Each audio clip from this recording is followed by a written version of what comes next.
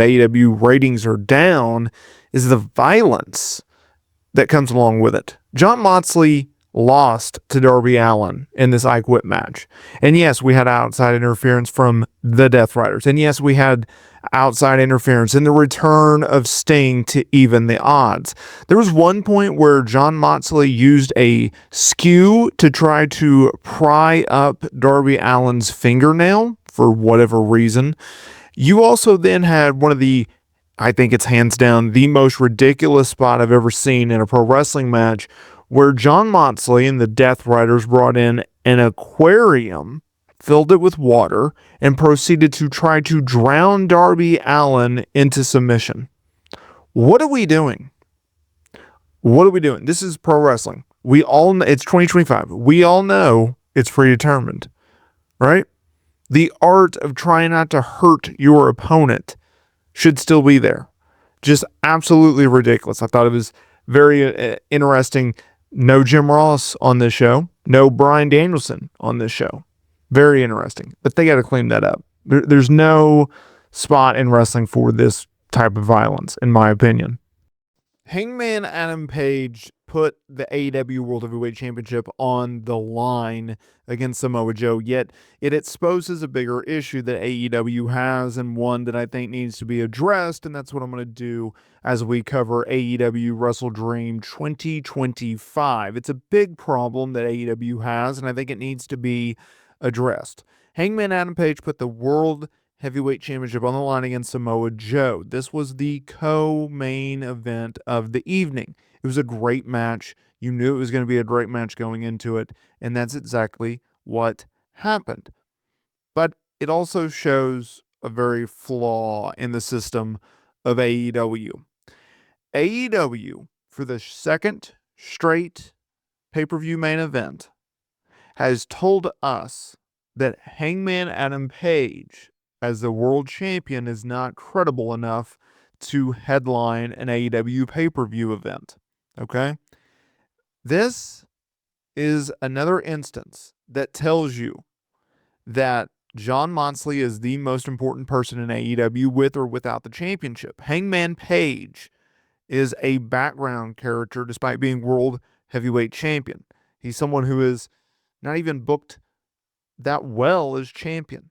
This marked the second pay-per-view event where his match did not headline. Forbidden Door, well, he put the championship on the line against MJF, but that was not the main event either. So I misspoke when I said second straight, but you get the gist. That's a problem. In my opinion, the world title always goes on last. But clearly in AEW, they don't feel the same. Samoa Joe turned heel afterwards. He laid out Hangman Page with a clothesline. The rest of the ops joined in, attacked Hangman Page, that is. And it looks like we're going to a rematch to Full Gear. We'll see. Maybe they'll do it on TV, but I anticipate them just doing this at Full Gear. We had Tekla and Jamie Hayter be the opening contest of this show.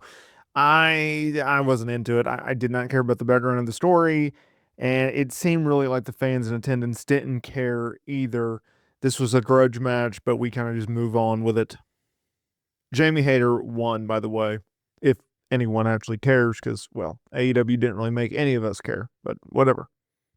We had the Young Bucks go up against Jurassic Express. It was a $500,000 tag team match. Okay, so the winner got that money in storyline, obviously. Great match. You knew on paper these two teams work tremendous together, and they certainly did that. And so it was a fun match. I thought it went a little too long, but that's just like every AEW match. They just go and go and go because, well, Tony Khan doesn't have anything else to do. So they went and they worked their tails off. Tremendous talent between these two tag teams, as expected. One of the best matches on the show. And in the end, it was Jurassic Express going over. Story coming out of the match after the contest, we had the Don Callis family come out there and attack Jurassic Express.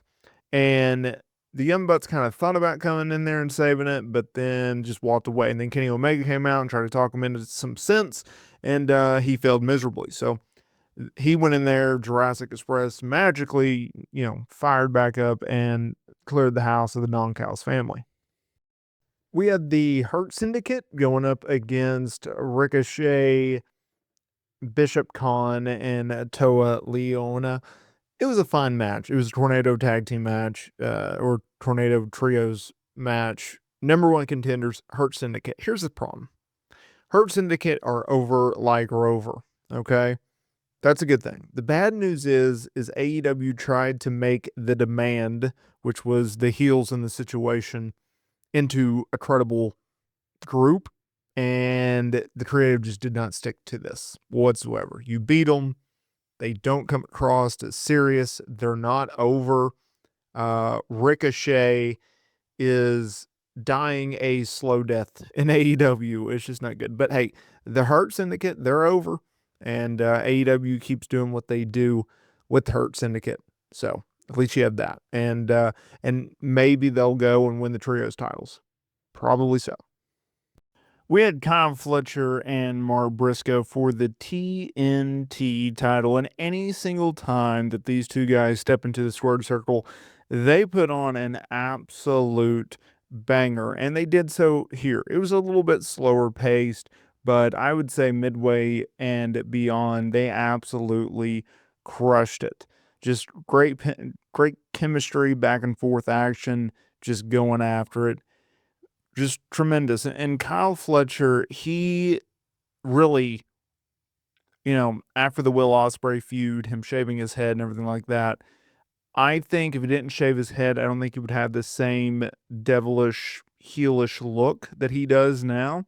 And I think it really complements his character. So obviously he's going to be just an absolute huge player in this company for years to come, a future world champion, future main event type player. And I cannot wait to see how else he transforms into the next chapter of his career, but just outstanding work.